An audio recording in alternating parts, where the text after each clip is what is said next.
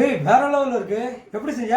இந்த சோம்பேறி சட்னி எப்படி செய்யலான்னு பார்க்கலாமா? அதில் தண்ணியில் வந்து கொஞ்சம் புளி, கொஞ்சம் வரமிளகாவும், நான் கலருக்காக காஷ்மீரி சில்லியை சேர்த்துருக்கேன். உங்களுக்கு வேணும்னா சேர்த்துக்கோங்க, இல்லைனா வேணாம். காரத்துக்கு ஏற்ற மாதிரி மிளகாய் சேர்த்துக்கோங்க. நல்ல தோல் உரிக்காத பூண்டு, அதனால தான் இது சோம்பேறி சட்னி.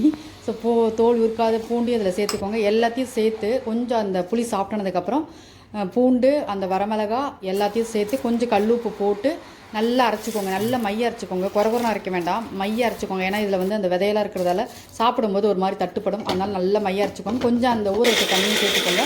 நல்லா அரைச்சிட்டு எடுத்துட்டிங்கன்னா அவ்வளோதான், முடிஞ்சிருச்சு. இது வந்து நீங்கள் அப்படியும் சாப்பிடலாம், இல்லை நல்லெண்ணெய் தாளித்து ஊற்றி அப்படியும் சாப்பிடலாம். இது வந்து 2 நாள் வரைக்கும் நீங்கள் வெளியே வச்சுருந்தா கூட கிடையாது. சூப்பராக இருக்கும் டேஸ்ட்டு. நல்ல காரசாரமாக ஒரு சட்னி வேணும் அப்படின்னா இதை நீங்கள் ட்ரை பண்ணி பார்க்கலாம். ரொம்ப ரொம்ப டேஸ்ட்டாக இருக்கும். சிம்பிளாக, நமக்கு எதுவுமே இல்லை, போர் அடிக்குது டக்குன்னு செய்யணும் அப்படின்னா நீங்கள் இதை ட்ரை பண்ணி பார்க்கலாம். டேஸ்ட் வேறு லெவலில் இருக்கும். ஏய் வேற லெவலில் இருக்கு. எப்படி செஞ்ச?